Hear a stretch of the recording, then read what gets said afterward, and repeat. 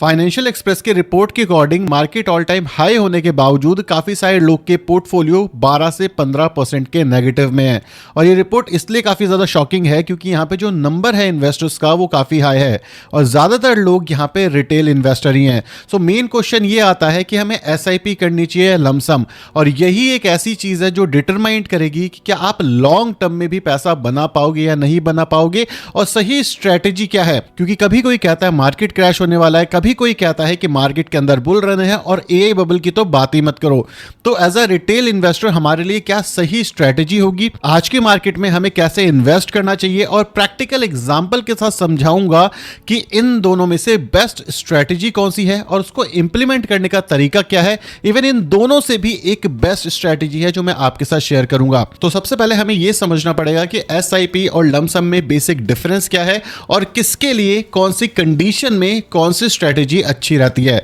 आगे चल करके मैं आपको बताऊंगा कैसे इसको सही तरीके से इंप्लीमेंट करना है। सबसे पहले अगर मार्केट वॉलेटाइल है जैसे कि आज की मार्केट है, तो इस सिचुएशन में एसआईपी या लमसम क्या बेटर रहेगा। तो सबसे पहले बात करते हैं एसआईपी की। एसआईपी का मतलब होता है कि आपने हर महीने एक डेट चूज कर ली, उस रैंडम डेट के दिन आप इन्वेस्ट कर रहे हो अपना पैसा मार्केट के अंदर और आप हर महीने सेम काम करते हो। इसको कहते हैं एसआईपी, सिस्टमैटिक इन्वेस्टमेंट प्लान। लेकिन इस केस में डेटा हमें बताता है कि जब भी आप एसआईपी करते हो सो 2 से लेकर के 3 साल तक जो आपके रिटर्न्स होते हैं वो होवर करते रहते हैं 6 से 7% के सिनेरियो में। ऐसा क्यों होता है ये भी मैं आगे बताऊंगा।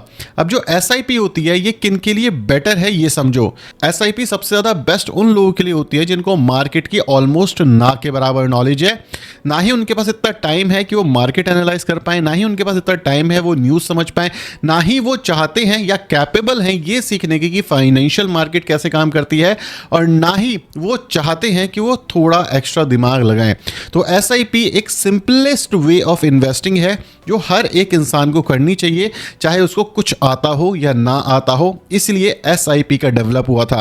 एसआईपी में मेन बेनिफिट ये मिलते हैं कि आपको एवरेज आउट के रिटर्न्स मिलते हैं। एग्जांपल के तौर पे अगर आप निफ्टी के अंदर हर महीने एक डेट पे एसआईपी कर रहे हो तो किसी डेट पे आपको निफ्टी हाई मिलेगा, किसी डेट पे लो मिलेगा, कभी वेरी हाई मिलेगा और कभी वेरी लो मिलेगा, और इस वजह से आपके जो रिटर्न्स होते हैं वो एवरेज आउट हो जाते हैं एनएवी के बेसिस के ऊपर। तो इसको सिंपली वे में एसआईपी कहते हैं। अगर हम लमसम की बात करें तो लमसम का मतलब है कि मान लो आपके पास 10 लाख रुपए हैं और 10 लाख रुपए आपको मार्केट में डालने हैं। अब ये जो 10 लाख रुपए हैं इसको आप डायरेक्ट उठा करके किसी भी एक पर्टिकुलर टाइम पे मार्केट में डाल सकते हो। अब ये एक बार में डाल सकते हो या आज की डेट में इसको 4 अलग अलग हिस्सों में हम डिवाइड कर लेते हैं। अब यहाँ पे क्या होता है, सपोज करो निफ्टी है और सेम तरीके से आपको ये फील होता है कि जो मार्केट है, आज की जो मार्केट है ये ऑल टाइम हाई पे है और आपको 27,000 तक जाते हुए मिलेगी। तो काफी सारे इन्वेस्टर्स जिसके पोर्टफोलियो में 10, 15, 20 लाख रुपए हैं, इवन 10, 12, 15 हजार रुपए भी हैं, वो भी लमसम होता है, वो उठा करके मार्केट में एक बार में डाल देते हैं। अब इस सिचुएशन में क्या होता है कि अगर मार्केट ऊपर जाती है तो सीधे उनका जो मेन कॉर्पस है उसके ऊपर 10% मिलता है बहुत ही कम समय में। इसको कहते हैं लमसम, जहां पे आप एक पर्टिकुलर टाइम फ्रेम में बहुत मोटा पैसा डाल रहे हो अपने अपने हिसाब से। अब यहाँ पे भी रिस्क और रिवॉर्ड काफी इंटरेस्टिंग तरीके से काम करता है। अगर आप मार्केट की कंडीशन के अकॉर्डिंग सही हुए तो आपको हाई रिवॉर्ड मिलता है, लेकिन अगर आप मार्केट कंडीशन के हिसाब से गलत हुए तो आपका जो रिस्क है वो बहुत हाई है, क्योंकि बाजार में हो सकता है सडनली 5% का करेक्शन आ जाए, आपका जो पूरा पैसा है वो 5% करेक्ट हो जाए, गिर जाए। अब इस सिचुएशन से डील करने के लिए एक और सिचुएशन आती है जिसको कहते हैं लमसम, मतलब 10 लाख रुपए है लेकिन उसको 4 हफ्तों में हमने डिवाइड कर दिया कि भाई एक हफ्ते में 2 लाख डालूंगा, अगले हफ्ते में 2 लाख, तीसरे हफ्ते में फिर 2 लाख, फिर 2 लाख और फिर 2 लाख, 5 हफ्तों में ये डिवाइड हो गया।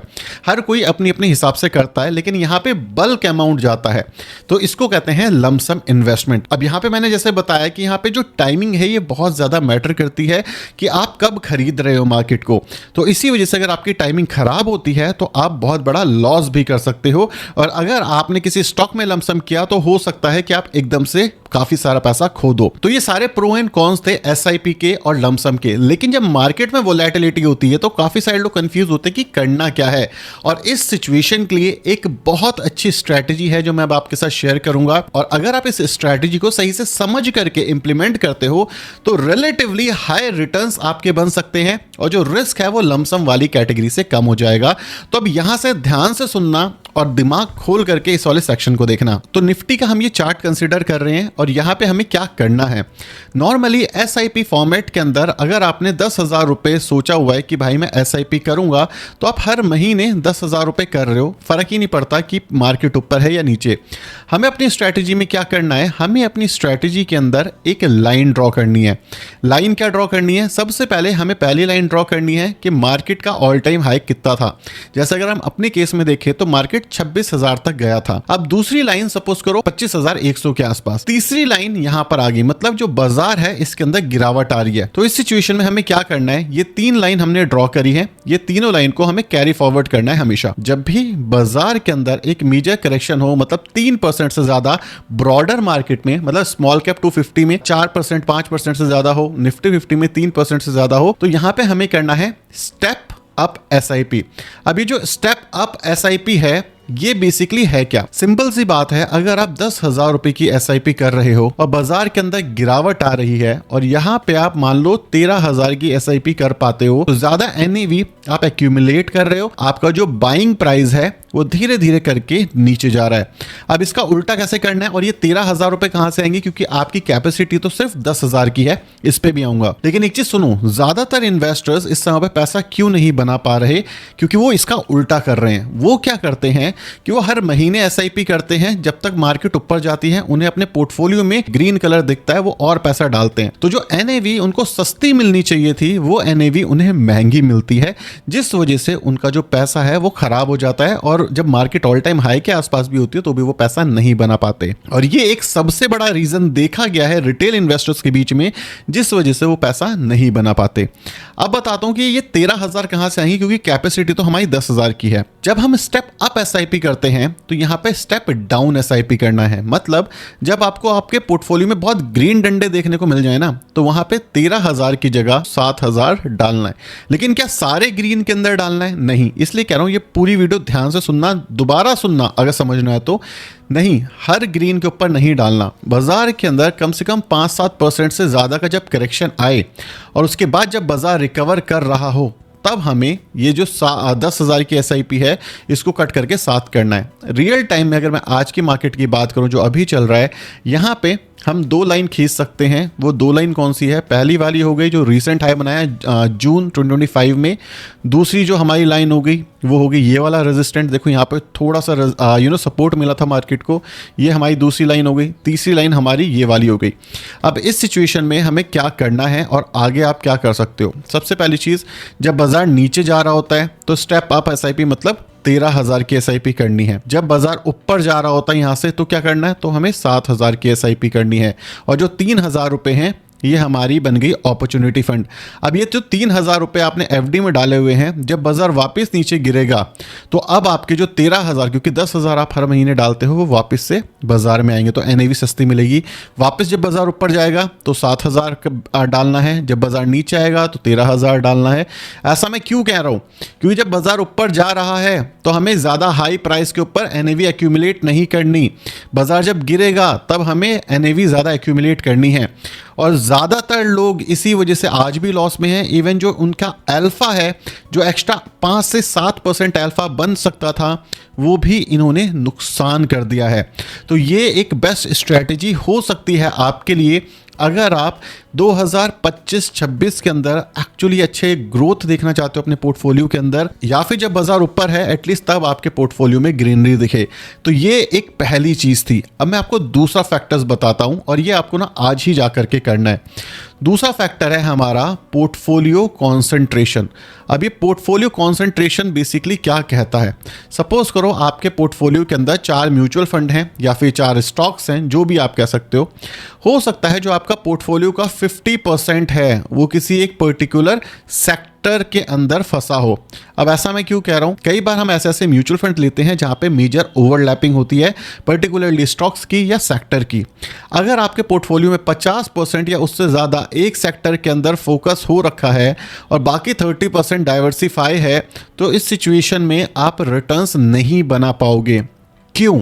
क्योंकि काफ़ी ज़्यादा सिनेरियो में ये देखा गया है कि मार्केट के एक टाइम पे वो एक पर्टिकुलर सेक्टर ही ग्रो कर रहा होता है, ना कि सारे सेक्टर्स। हम कहते हैं ना निफ्टी ऊपर है, निफ्टी ऊपर है का सिंपल मतलब है निफ्टी के अंदर जो हाई वेटेज वाले सेक्टर्स हैं वो ऊपर हैं, और उनमें भी अलग अलग सेक्टर्स, जैसे लास्ट 6 महीने के अंदर बैंकिंग एंड फाइनेंशियल सर्विसेज ने सबसे ज़्यादा रिटर्न्स दिए हैं। तो BFSI वाले म्यूचुअल फंड्स ने सबसे ज़्यादा रिटर्न्स बनाए, इंफ्रास्ट्रक्चर वाली कंपनी से सबसे ज़्यादा रिटर्न बनाए, रिटेल वाली कंपनी ने सबसे ज़्यादा रिटर्न बनाए।